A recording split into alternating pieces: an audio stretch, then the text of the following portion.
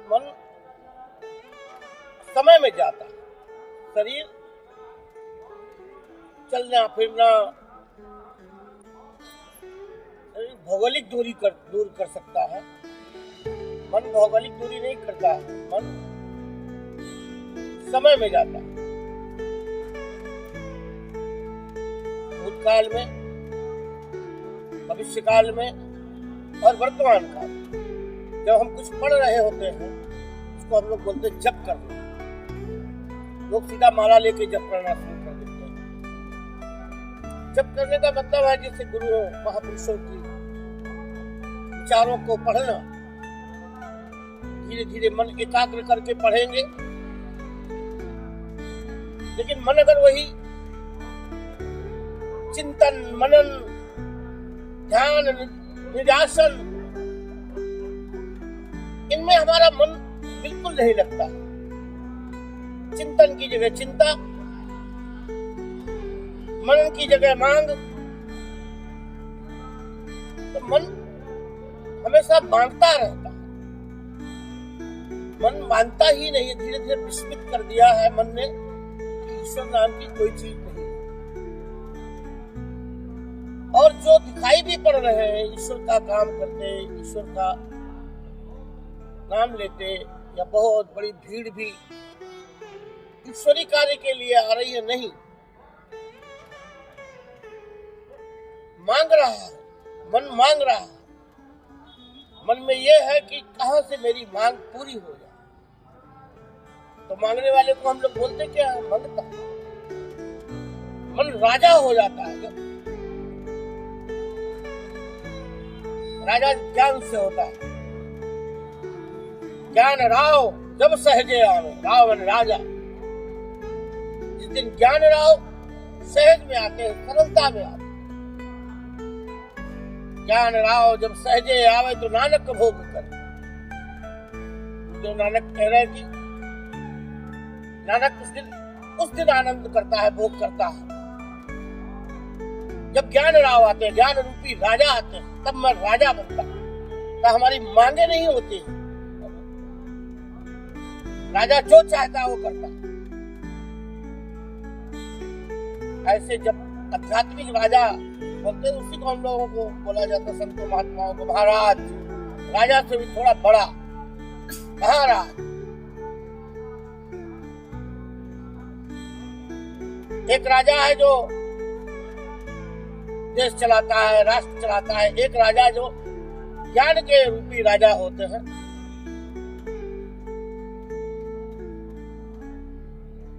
तब चिंतन करते हैं, मनन करने लगते हैं, मंथन करने लगते हैं, मन ही मन।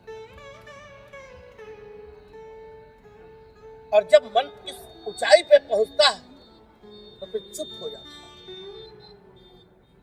फिर अहनत से नाद होता है, फिर वो नहीं बोलता है, और बोलने लगता है। तो मंथन के बाद जो अमृत निकलता है, त्रिवेणी का संगम है,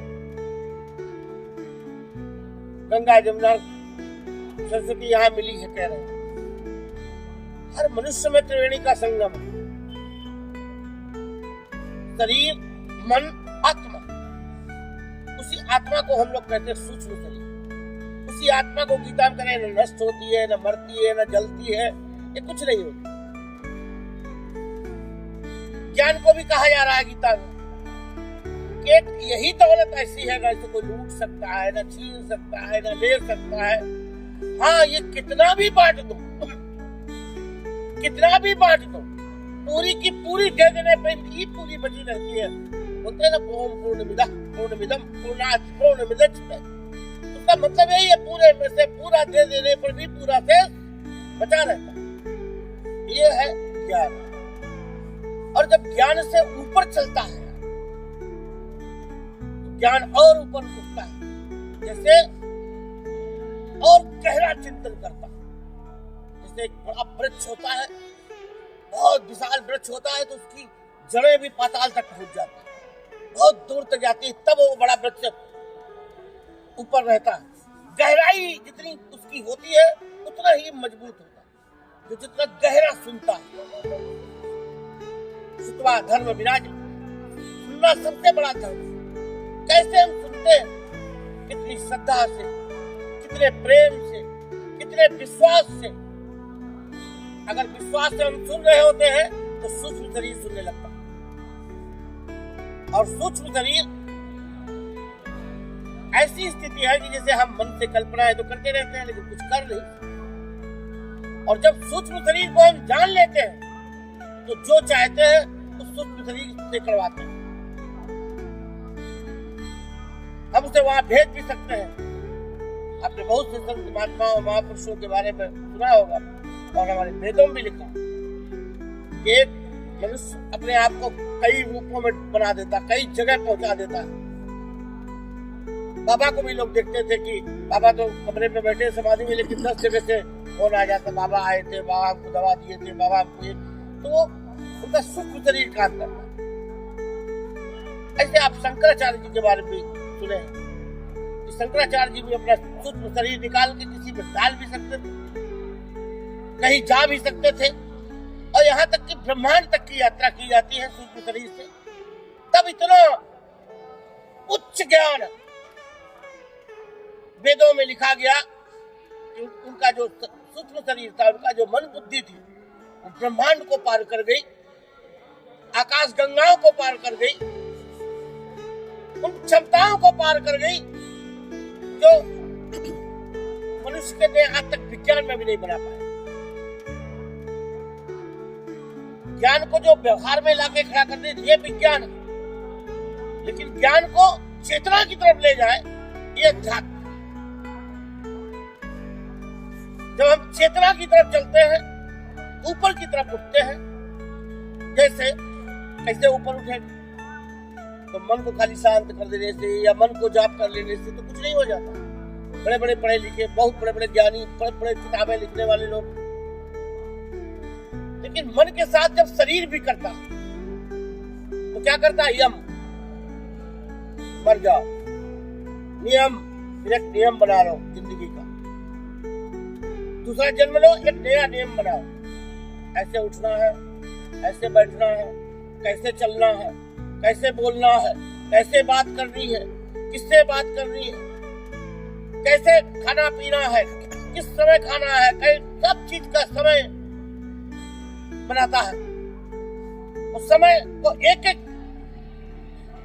अलग अलग खंड में साधना ही करता है, उसको जीता है। यम, नियम, जप, तप, संयम, ब्रह्मचर्य, संतोष, इंद्रिय निग्रह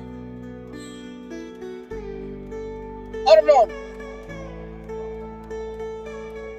तब जाके मौन का मतलब होता है कि हाँ, अब ये शरीर भी मौन कर रहा है, अब इसे भी कुछ नहीं चाहिए, न इसको भूख है, न इसको प्यास है, जो समय पर प्राप्त है बस उतना के बाद किसी चीज के पीछे नहीं, एक बार खा लिए फिर दिन भर खाई रहे। इधर योग है, इनमें से गुजरना पड़ता है। तो फिर शरीर और मन, फिर शरीर के बाद जो दूसरा शरीर है, सूक्ष्म शरीर, वो जागृत है।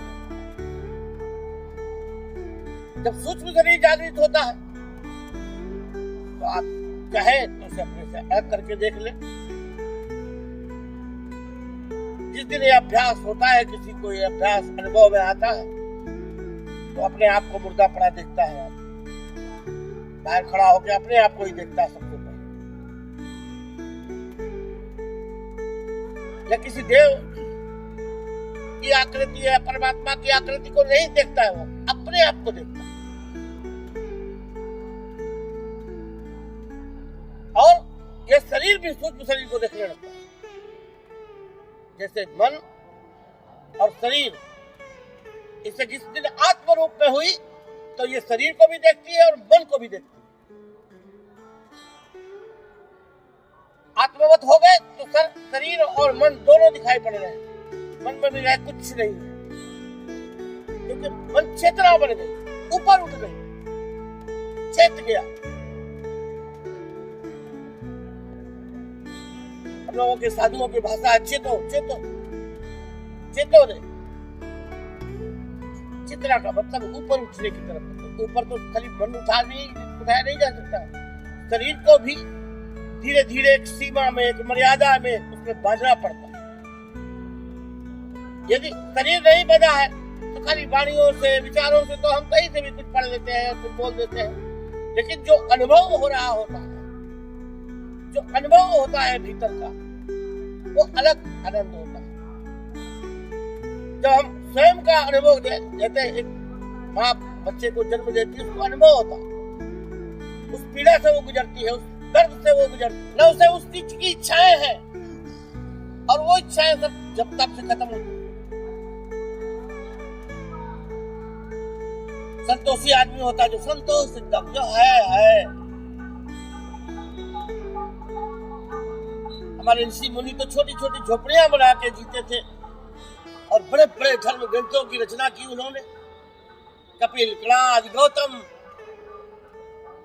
कोई नदी के किनारे, कोई जंगलों में कुटिया छोटी सी बना के, और धर्म की ऐसी उन्होंने व्याख्या की, व्यास हो, सभी आठों छयों ऋषियों ने अलग अलग दर्शन दिए, अलग अलग चिंतन मनन उन्होंने अपने लोगों के सामने प्रस्तुत किए। उनको जब हम पढ़ते हैं, सुनते हैं, तो लगता है इनका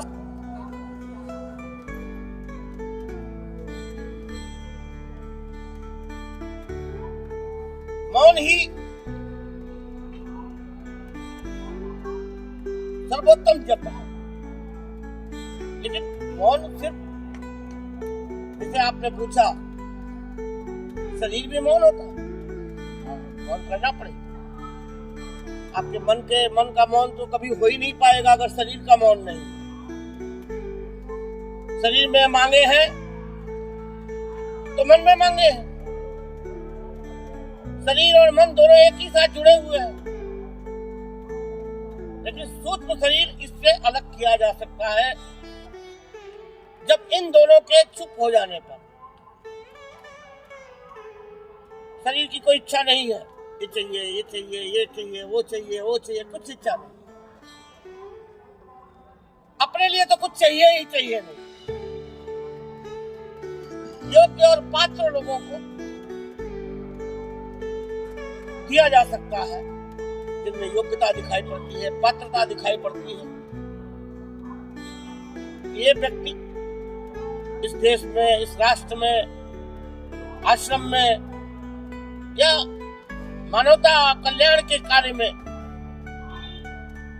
कुछ लोगों का मार्गदर्शन कर सकता है, तो सूक्ष्म शरीर से उनकी मदद की जा सकती है।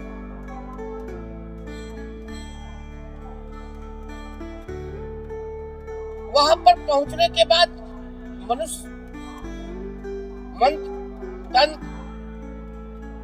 मंत्र का मतलब मानसिक शक्तियां, तंत्र का मतलब शारीरिक शक्तियां, मन की और तन की शक्ति, इनसे भी ऊंचा उठता है जो आत्मा की शक्ति, जो सूक्ष्म शरीर की शक्ति। उनका मन शांत होता है, और जब तक शरीर शांत नहीं होगा, मन शांत नहीं होगा, तब तक आत्मा का प्रवेश कभी नहीं मिल सकता है। आत्मा तभी मिलती है, सूक्ष्म शरीर को तब हस्तगत कर पाते हैं आप, वो आपके हाथ में आती है, फिर आप उसका संचालन करते हैं। तो संचालन भी उसी तरीके से करेंगे आप, यम नियम, जप तप, संयम, ब्रह्मचर्य, संतोष, इंद्रिय निग्रह, मौन, वो भी अष्टांग में ही आप चलेंगे। हर समय जप कर रहा है, जप करने के बाद हर समय विचार कर रहा है, चिंतन कर रहा है, पढ़ रहा है, कुछ जान रहा है, समझने की कोशिश कर रहा है। ऐसा क्या बोले हैं, इसका क्या मतलब निकल सकता है? नवनिध अमृत प्रभु का नाम, देही में इसका विश्राम। ये 9 निधियां, 18 सिद्धियां पीछे लगी फिरे, यदि गुरु की एक सीख सुने। हम गुरु की एक सीख नहीं सुन पाते, अपनी सीखें उसमें मिला देते। हमारे पास तो कोई सीख है नहीं, सुनी हुई, देखी हुई, पढ़ी हुई है, अनुभव तो है नहीं कुछ। एक अनुभव का विचार, अनुभव का ज्ञान, वो संतों का ज्ञान होता है। किसी कमरे में गहन अंधकार है, तुम उसमें झाड़ू लगाओ, डंडा पीटो, अंधकार मेरे कमरे से बाहर नहीं निकलेगा। अंधकार तभी निकलेगा जब प्रकाश होगा। जहां अंधेरे में दीपक रख दिया पूरा दिखाई पड़ने लगा, रोशनी हो गई पूरा दिखाई पड़ने लगा। अब वो 20 साल का अंधेरा हो चाहे 50 साल का अंधेरा हो, 1 सेकंड में जागृत होता है। भगवान बुद्ध भी कह रहे हैं कि पलक झपकते के 7वें उसमें मनुष्य को ज्ञान की प्राप्ति हो जाती है। तो वो ज्ञान की प्राप्ति कैसे हो जाती है? उसके पहले वाली जो बातें बताएं वो नहीं पढ़ते हैं।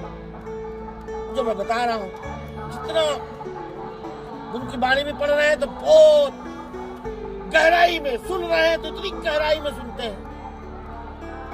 और विशाल पेड़ बनाना है या विशाल बिल्डिंग बनाना है, नींव उतनी गहरी करनी पड़ेगी, जितनी गहरी नींव होगी उतनी मजबूत बिल्डिंग बनेगी। नींव कमजोर है, पता नहीं क्या हो जाए। देखने में तो लगे कि बहुत अच्छी बिल्डिंग, लेकिन जब कुछ हुआ तो सब पता लगा नष्ट हो गई। गहराई से जब चिंतन करता है मनुष्य, मनन करता है, गहरे में सोचता है, तो भगवान का शरीर और भगवान का मन, ज्यादा से ज्यादा शरीर ही देख सकते हैं, मन तो किसी को कोई देख ही नहीं सकता। आपके मन में क्या चल रहा है हम क्या जाने। इसीलिए जब मन को हम गलत दिशा में ले जाते हैं, मन को गलत सोचते हैं, तो वही मन को मतलब बोलता पाप कर रहा आदमी, ये पापी है। मन से बुरा सोचना, मन से वासना रहित रहना, मन से कामनाएं रहित, कामना में घूमते रहना, इसका मतलब मन का गलत इस्तेमाल हो रहा है। मन का सही इस्तेमाल हो रहा है जब तक कर रहे हैं, पढ़ रहे हैं, याद कर रहे हैं, ध्यान कर रहे हैं। देखो IAS बन जाते, बड़े बड़े वकील बन गए, बहुत दुनिया भर में नाम हो गया उन लोगों का। उन्होंने बहुत गहराई से पढ़ा, गहराई से चिंतन किया, गहराई से मनन किया, तो कर देते हैं। ऐसा ही होता है जब किसी चीज को हम बहुत गहन चिंतन मनन करते हैं, तो अगर गलती भी हो रही होती तो 1 सेकंड में उसको सुधार के फिर एकदम पटरी पे ला देता है। मनुष्य तो गलतियों का पुतला ही है, लेकिन जब गलतियां अपनी क्षण भर में सुधार ली जाए, इसको कहते हैं हाँ बुद्धि का सही इस्तेमाल, मन का सही इस्तेमाल। अगर हम मन का सही इस्तेमाल करें, निश्चित है कि वो आत्मा की तरफ चल रहा है। यही संगम है, शरीर मन आत्मा, ये त्रिवेणी का संगम है। जो इसमें नहीं नहा पाया, वो त्रिवेणी के पानी में नहाने से क्या मिलने है, क्या नहीं मिलता है, मुझे तो नहीं इसका कुछ ज्ञान है। अनवश्या होती तो शांत होने लगता है। जैसे समुद्र का ऊपर असर पड़ता है चंद्रमा का, वैसे मन पर भी पड़ता है, शरीर पे भी पड़ता है। शरीर में भी 70% पानी ही है। यही मौनी अमावस्या है, मौन। नहा रहे हैं तीनों गुरु की अमृत वर्षा में, इसीलिए ये माघ मेला लगाया गया। यहाँ गुरु संत आएंगे, इनकी अमृत वर्षा होगी, इनकी वाणी से जो अमृत निकलेगा उसमें हम स्नान करेंगे और पुण्य का प्राप्त करेंगे, पुण्य फल की प्राप्ति करेंगे। सच में कुछ मिला फल, जो कुछ काम का हुआ, जिसको हम खा के पा के तृप्त हो गए। और जब हम इन चीजों को गहराई से नहीं समझ पाते हैं, तो उथला उथला धर्म, उथली उथली पूजा, उथले उथले भजन, देखो सुन ही रहे होंगे, आवाज लगा रहे, सब चिल्ला रहे सुबह। मन का मौन क्या है, तन का मौन क्या है, मौनी अमावस्या क्या है, ये जब हम जानेंगे तो हम उस आनंद को, उस समझ को समझ पाएंगे। कैसा है ये शरीर के अंदर परमात्मा ने रूप रखा है। मन के लिए मनुष्य जीता है, तन के लिए पशु जीते हैं, आत्मा पे संत जीते हैं। संत का मतलब है जैसे मुझसे एक लड़के ने पूछा था कि टेलीफोन करके भविष्य बता दो मुझे अपना, कब आप मिलोगे, हम आए, हमारा भविष्य बता देना। हम बोले अभी टेलीफोन में बता देता हूँ तुमको। बोले क्या है भविष्य बता दीजिए। उनको ईश्वर होना है तुम्हारा भविष्य, तुम ईश्वर बन जाओ, यही भविष्य है मनुष्य का। इसीलिए शरीर मिला ही है कि तुम ईश्वर बन जाओ, तुम परमात्मा हो जाओ, तुम भगवान बन जाओ, यही मनुष्य का भविष्य ही है। और जब तक मनुष्य का ये भविष्य नहीं होगा तब तक आपको बार बार जन्म लेना पड़ेगा, बार बार आप मरेंगे। कभी मनुष्य बन के जन्मेंगे, कभी पशु बन के जन्मेंगे, कभी किसी गरीबी में जिएंगे, कभी किसी अमीरी में जिएंगे। जैसा जैसा कर्म होगा उसे उसे थोड़ा थोड़ा आगे पीछे जन्म का आधार हो जाएगा, बाकी जीना उसी में पड़ेगा। बोले ले आप तो अपना भविष्य पूछ रहे थे, तो आप कौन सा भविष्य बता दिए हमको ईश्वर? बताओ, असली भविष्य बता रहे तो मानने को तैयार नहीं, नकली भविष्य बताते तो कुछ हमको भी देता। सच बात बताने पे 5 पैसे नहीं दिए और अंदर से झुंझलाया, अलग से नाराज भी हो गया। तो भविष्य लोग क्या पूछना चाहते हैं? भविष्य तो कोरी कल्पना है,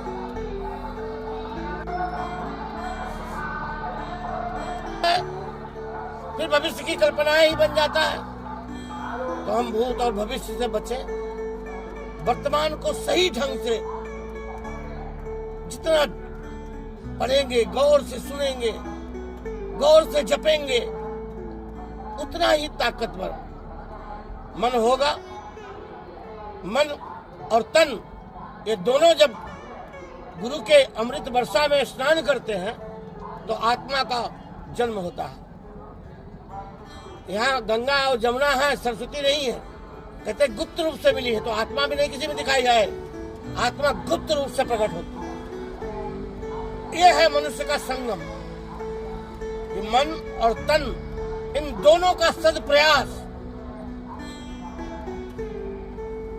मनुष्य को उस अज्ञात सरस्वती से मिलाता है जो दिखाई नहीं पड़ रही है। लेकिन कहते 3 नदियां यहां मिली, एक अंदर से आके मिला। ऐसे ही मनुष्य का व्यवहारिक जीवन देख लो तो पुरुष और स्त्री इन दोनों की तो वासना दिखाई पड़ती है, लेकिन आपको बच्चे की वासना नहीं दिखाई पड़ती है कि जब तक उसकी इच्छा नहीं होगी तब तक वो अभी जन्म नहीं लेगा। तो इन दोनों की इच्छाओं पर तीसरे की इच्छा जागृत होती है कि स्त्री पुरुष का मिलन हुआ तो बच्चे का जन्म हुआ। ऐसे ही मन और तन का गुरुवाणी में अमृत में जब स्नान किए ये तो आत्मा का जन्म हुआ। गुरुवाणी के अनुसार चले तो आत्मा का जन्म हुआ। आत्मा रूपी बच्चा, आत्मा रूपी सूक्ष्म शरीर का जन्म होता है।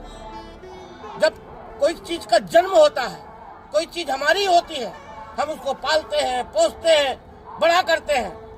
ऐसे जब आत्मा का भी जन्म होता है, यही है मन, यही है मन का मौन।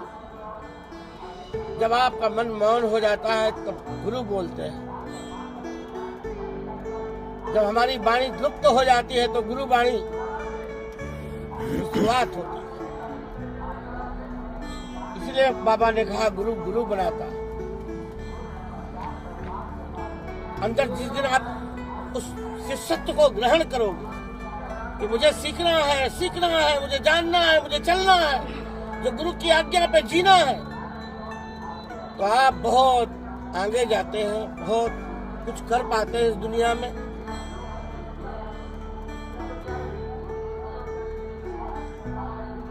और जब अपने ही विचारों में आप स्नान करते हैं तो हाँ हो गया, गंगा स्नान कर लो, सबके लिए डुबकी भी लगा लो। यही तो है इस संसार में। तो पंडित जी आएंगे, नवरात्रि करेंगे, पूजा ये करेंगे, फल हमको मिलेगा। इनकी डुबकी हम लगा लेंगे बैठे बैठे, यहाँ से उनकी डुबकी लग जाएगी। यही भाव हम लोगों को जाने किन लोगों ने सिखाए हैं, कौन लोग हैं जो ऐसा सिखाते हैं। और ये भीड़ तंत्र है आदिकाल से। जब भीड़ किसी कार्य को कर रही हो समझ लो कि ये भेड़ तंत्र है, भेड़ शब्द से ही भीड़ का जन्म हुआ है।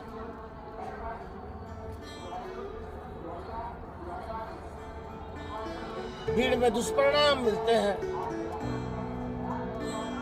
बड़ी भीड़ है वही उन्हें ऊंचे पदों पर ले जाता है। ऐसे ही मन में अगर भीड़ है, ये देवी है, वो देवता है, वो देवी है, ये पूजा है, वो पाठ है, ये कामना है, वो वासना है, तो कभी मौन नहीं होता है। न मन ही मन होता है, न शरीर मौन होता है। आत्मा का तो कभी प्रादुर्भाव होगा ही नहीं। तो सबसे बढ़िया है कि हम अपने इंद्रियों को जीते। अगर जग को जीतना है तो अपने आप को जीतो। जिस दिन हम अपनी इंद्रियों को जीतने लगेंगे, जीत जाएंगे, विजय होने लगेगी हमारी, वो विजय का उत्साह, वो आनंद आपको इतना आगे ले जाएगा, फिर आप उसका चमत्कार देखेंगे कि ये किसी और का नहीं, ये मेरा अपना ही केवल त्याग है, मेरा अपना ही। जीतने का मतलब वही है जो मैंने आपको बताया। अष्टांग योग, यम नियम, संयम, जप तप, ब्रह्मचर्य, इंद्रिय निग्रह, संतोष, मौन, यही रास्ता है कि हम शरीर के हर चीजों को, जो काम है वो प्रेम में बदल जाए, जो लोभ है वो परिश्रम और लाभ में बदले। मेहनत करें हम, परिश्रम करें हम, लोभ में ना रहे, लाभ प्राप्त करें, मेहनत करें, बड़ा सा बड़ा लाभ प्राप्त करो। बड़ी बड़ी कंपनियां लोग चला रहे हैं, बड़े बड़े लाभ पैदा कर रहे हैं। लाभ में रहे, लोभ में ना रहे। लोभ में आदमी दूसरे की सोचता है, इसकी ले लो, उसकी ले लो, उसको ले लो, उससे बोल दो, उसका झूठ बोल दो। लाभ में आदमी होता है कि कुछ करता है, पुरुषार्थ भी करता है, परिश्रम करता है, मेहनत करता है, फिर उसको वो चीज की भी प्राप्ति होती है, तो वो लाभ माना जाता है। व्यापारी दुकान खोल लेते हैं तो करते लाभ लेते हैं, लोभ नहीं करते हैं। जो उनको जितना होता है उतना लगाते हैं। अमेरिका में तो सीधा 1 रुपए की चीज 2 रुपए में बेचते हैं। हमारे यहाँ तो ऐसा नहीं है। वहाँ तो ये नियम है कि 10 रुपए की चीज है, ये 20 रुपए में बेचते हैं, वो भी लाभे में आता है। आपको लेना लीजिए, हमारे पास भी यही है हमारा मूल्य। जो बढ़िया चीजें होती है, अच्छी चीजें होती है, तो उसको ज्यादा से ज्यादा देते हैं। नहीं, हमको अच्छा स्वास्थ्य मिले, अच्छा खाना मिले, तो पैसे आदमी ज्यादा देता है। यही हम भी करें।